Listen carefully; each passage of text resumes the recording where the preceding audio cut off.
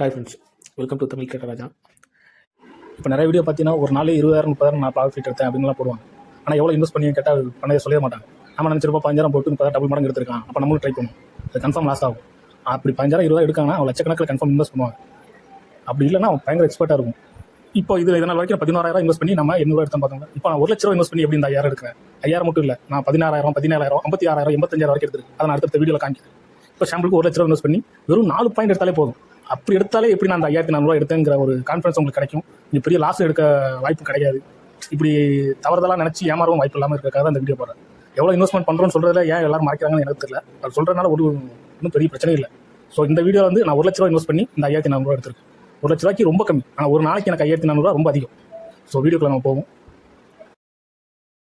அதனால் அந்த trend line break பண்ணி எப்படி லாக் வாங்குறது அப்படின்னு பார்த்தோம். அதில் நேற்று லாஸ் ஆனிச்சு, அந்த லாஸ்லேருந்து எப்படி எக்ஸிட் ஆகும்னு பார்த்தோம்.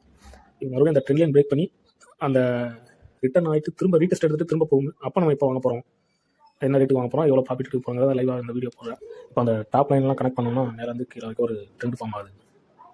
இந்த இடத்துல பிரேக் பண்ணி ரீடெஸ்ட் ஆகிட்டு திரும்ப மேலே போகும். அப்படி பிரேக் பண்ணுற அந்த பாயிண்டில் தான் நம்ம லாட் வாங்க போகிறோம். 147. இப்போ டார்கெட் வந்து 152, ரெண்டாவது டார்கெட் வந்து 162 இப்படி செட் பண்ணியிருக்கோம். ஏன் ஃபஸ்ட் டார்கெட் 152னா, இதுக்கு முன்னாடி ஒரு ஹை டாப் இருக்குது, அதுக்கு ஈக்குவலாக வந்து 152. அந்த இடத்த தொட்டு திரும்ப ஃபிபோனாச்சி படி கீழே வந்து ஏறும், மேலே ஏறும். அப்படி இல்லை கீழே கம்ப்ளீட்டாக போகிறதுக்கு வாய்ப்பு இருக்குது. ஸோ நம்ம அதுக்கு ஏற்ற மாதிரி 152 ஃபஸ்ட் டார்கெட், 152 பிரேக் பண்ணால் 162 வாங்கும். இதுதான் பிளான்.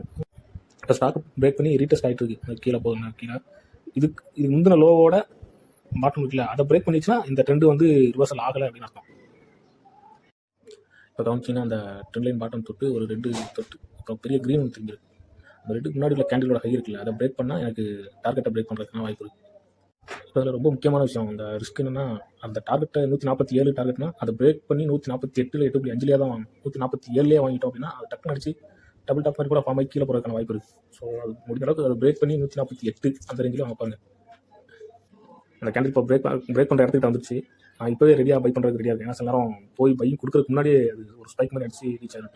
டார்கெட் 147.5 ரெடியாக நிற்கிறேன். 146.725 வாங்கிட்டேன். அதே மாதிரி டார்கெட்டு வாங்கின மாதிரி எக்ஸிட்டும் இப்போ போட்டு வச்சுருக்கேன் சேஃப்டி. இப்போ ஃபஸ்ட் டார்கெட் வந்து ரொம்ப பக்கமாக இருக்கனால ஒரு செகண்ட்லேயே கூட அடிச்சு ரீச் ஆகிறதுக்கு வாய்ப்பு இருக்குது. ஸோ அதனால் நான் உடனே இந்த எக்ஸிட் ஆயிடுச்சு. உடனே நான் எக்ஸிட் கொடுத்துருவேன். 2,025 ரூபா. இப்போ அடுத்த டார்கெட் வந்து 162. எனக்கு 152 பிரேக் பண்ணால் 162. இதுதான் 10 பாயிண்ட் மேலே வருது செகண்ட் டார்கெட். ஸோ ட்ரேடிங்கோட ரொம்ப முக்கியமான விஷயம் அப்படின்னா, அதிக மணி இன்வெஸ்ட் பண்ணாலும் ப்ராஃபிட்டோ பாயிண்ட்ஸோ ரொம்ப கம்மியாக எடுங்க. இப்போ நான் கிட்டத்தட்ட 10 லாட் கிட்ட வாங்க போகிறேன். 10 லாட் வாங்கினா எனக்கு 3 பாயிண்ட்டுக்கே எனக்கு 2,000 வருது. ஸோ கம்மியான மணிக்கு அதிக ப்ராஃபிட் எதிர்பார்த்தா பெரிய லாஸ் அடிக்கும். ஸோ நீங்கள் அதிக மணிக்கு கம்மியான பாயிண்ட், ஒரு நாளைக்கு 3 பாயிண்ட் ஈஸியாக உங்களுக்கு கிடச்சிடும். ஸோ நீங்கள் அப்படி ட்ரை பண்ணுங்கள். சொல்கிற எல்லா ஸ்ட்ராட்டஜியுமே கரெக்டாக ஒர்க் ஆகாது. மார்க்கெட் மூவ்மெண்ட் நம்ம கண்ட்ரோல் கிடையாது. ஆனால் அந்த மூவ்மெண்ட்டில் போயிட்டு ஒரு 2 செகண்ட் நம்ம கண்ட்ரோலில் தான் இருக்குது. அது கூடயே ட்ராவல் பண்ண பெரிய லாஸ் ஆகும். ரொம்ப ஸ்ட்ராங்காக மைண்ட் வச்சு. இப்போ 2வது வாங்கிட்டேன். 2வது பிரேக் பண்ணிடுச்சு. இப்போ 162 வரைக்கும் எனக்கு போகணும். ஆனால் எனக்கு 10 பாயிண்ட் ரிஸ்க்கு தேவையில்லை. எனக்கு வெறும் 5 பாயிண்ட் ரிஸ்க்கே போதும். ஸோ அதனால் எனக்கு 187 எக்ஸிட் ஆனால் போதும்ட்டு நான் 187 இப்போ செல் கொடுத்து வச்சிருக்கேன். ஏன் முக்கியமான பாயிண்ட் என்ன அப்படின்னா, நான் சொல்கிற எப்பவுமே ஸ்ட்ராங்காக சொல்கிறதான், கம்மியான பாயிண்ட்ஸ் எடுங்க. அதிக பாயிண்ட்ஸ் எதிர்பார்த்து பெரிய லாஸ் விட்றாங்க. நீங்கள் ப்ராஃபிட் என்ன வேணாலும் எடுங்க, லாஸை மட்டும் கண்ட்ரோல் பண்ணுங்கள். நீங்கள் கொடுத்த லாஸ் எனக்கு இவ்வளோ தான் போகணும் ஒரு நாளைக்கு, அந்த லாஸை தொட்டுச்சோம்னா உடனே வெளியில் வந்துடும். அதிக ரிஸ்க் எடுக்காது.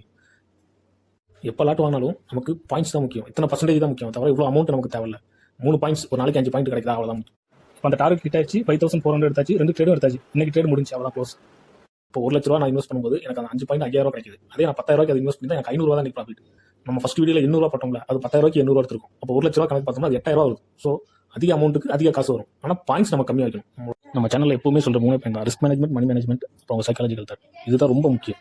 ட்ரேடிங்கில் ஒரு லாஸும் ப்ராஃபிட்டும் நம்ம கண்ட்ரோலில் இருக்கும். அந்த ஷேர் மார்க்கெட்டோட கண்ட்ரோல் போயிடுச்சுன்னா ரொம்ப ரிஸ்க் ஆயிரும். உங்களுக்கு இந்த வீடியோ யூஸ்ஃபுல்லாக இருந்துச்சுன்னா லைக் பண்ணுங்கள், ஷேர் பண்ணுங்கள், உங்கள் ஃப்ரெண்ட்ஸுக்கு அனுப்புங்க. ஏதாவது டவுட்டாக இருந்துச்சுன்னா கமெண்ட் பண்ணுங்கள். நீங்கள் ஏதாவது வித்தியாசமான பேட்டர்ன் யூஸ் பண்ணுறீங்கன்னா அதையும் ஷேர் பண்ணுங்கள். தேங்க்ஸ் ஃபார் வாட்சிங். அடுத்த வீடியோவில் சந்திப்போம்.